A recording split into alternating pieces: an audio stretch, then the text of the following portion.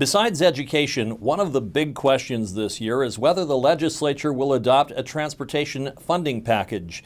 You're on the House Transportation Committee. What are your expectations? We certainly recognize that we have some real hurdles to get over here in this state.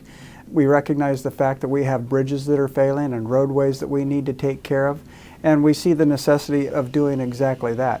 But at the same time, we have a system in place right now that for several different reasons just absolutely drives up the cost of providing for transportation projects in Washington State.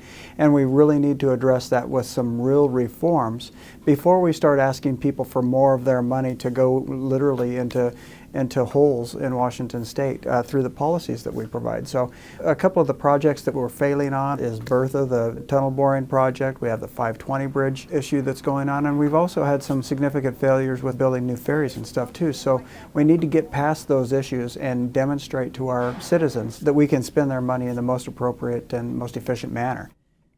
Can you give us an example of the kind of reforms that you're talking about? I really do appreciate the ability to bring these ideas forward that will make our transportation system more effective. So I have two bills coming forward this year regarding, specifically regarding some reforms. The first bill is in regard to structurally deficient bridges. And we have another bill being brought by one of my colleagues regarding the state bridges. But the project that I'm bringing forth in the form of a bill will affect the local municipal and county bridges that are structurally deficient and depend largely on the NEPA permitting process and cut the SEPA process out. And that's exactly how we got the Skagit River Bridge back up so quickly and still provided for the protections, the environmental protections necessary to protect that river and the environment around there. The second bill that I have is in regard directly to the permitting process for maintenance projects. Currently, there's this huge drawn-out permitting process where the Department of Transportation has to go to each individual agency. What this bill does is condense that process down into this simple 7-step process. It brings all of those agencies together more or less into almost a one-room concept, and that includes the local agencies as well. And then it cuts off the end of that process, part of the process that drives that cost up and slows these projects down by including the local permitting and review process on the front end instead of the back end. It just condenses that and makes it faster and more efficient.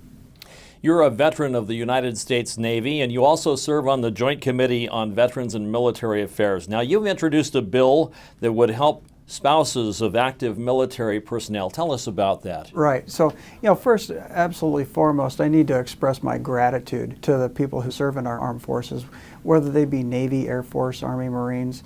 The sacrifices that these families give towards the protection and service to our country absolutely cannot be overlooked. And when I talk about the families, I talk about their spouses and their other dependents as well. And this bill that I have coming forward gives these families, the service member and their spouses, the certainty necessary to know that their education is going to be considered in the face of a deployment. Currently, our active duty members are able to have kind of ahead of the line priority registration in our institutions of higher education, our universities and community colleges. I want to extend to that exact same ability to the spouses who are also subject to the deployment schedule. It gives them the certainty. And then when their spouses are off at work deployed, then they have the certainty that their family members are taken care of as well. And so this is just another small way to recognize the sacrifices that those families go through.